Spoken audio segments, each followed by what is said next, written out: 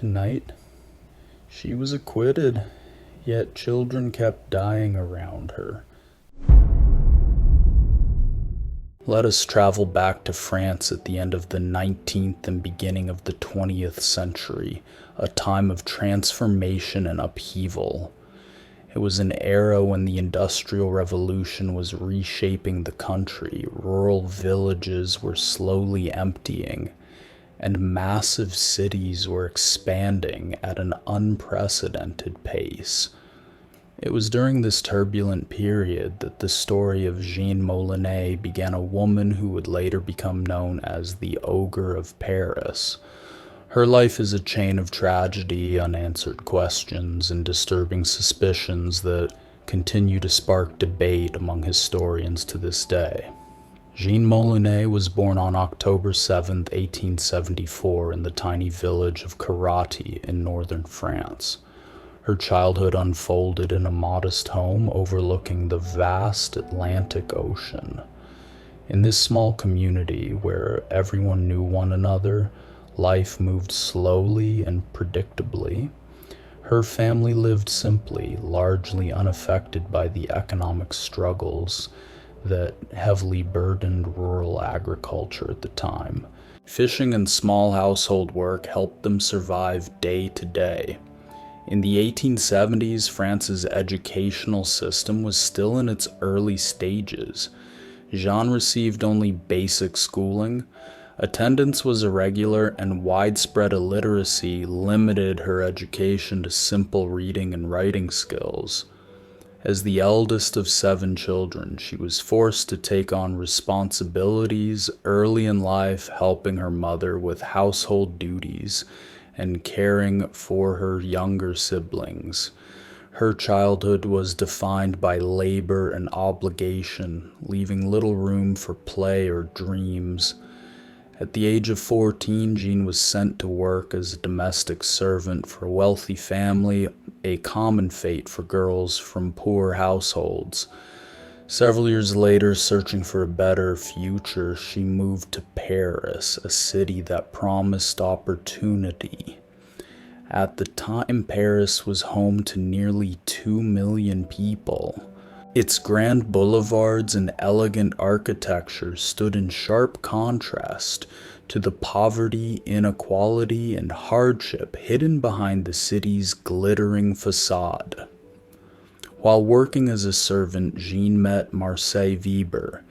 They married and settled in a working-class district known for its harsh living conditions. Alcoholism, homelessness, and crime were common, and life there was unforgiving. Soon, Jeanne gave birth to 3 children, 2 daughters and a son. Their small apartment in a deteriorating building became a place where moments of family warmth mixed with constant struggle. By 1904, Jeanne's life had turned into a daily fight for survival. The family lived in poor conditions, and alcohol became a constant presence in their home. That same year, tragedy struck. Jeanne's 2 daughters died of bronchitis just days apart. Doctors noticed unusual red marks on their necks, but no significance was attached to these findings. These were the first suspicious deaths connected to Jeanne. The loss of her children deeply affected her. She became withdrawn and drank even more heavily. Neighbors later recalled that she rarely left her home and appeared exhausted and emotionally broken when she did. But the tragedies did not end there. In 1905, Jeanne began caring for the children of relatives.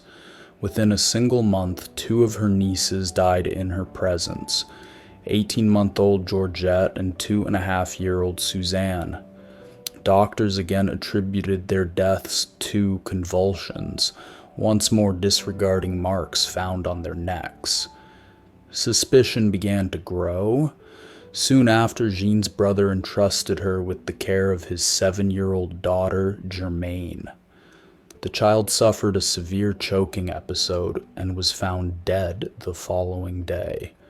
Once again, doctors ruled the death as natural. Not long after, Jean's only surviving son, Marcel, died from diphtheria. People around her began to whisper. Some believed Jean was cursed, others feared she was responsible. In 1906, Jean Weber stood trial in Paris. She was accused of murdering 8 children, including her own. Her defense was led by Henri Robert, a prominent lawyer known for his involvement in high-profile cases. Through emotional arguments and persuasive rhetoric, he portrayed Jeanne as a grieving mother devastated by unimaginable loss. The jury acquitted her of all charges. However, the press was relentless. Newspapers labeled her the Ogre of Paris, transforming her into a national symbol of horror. Sensational headlines portrayed her as a monster hidden behind the appearance of an ordinary woman. Even after her acquittal, this reputation followed her everywhere. Her husband eventually filed for divorce, and Jean left Paris.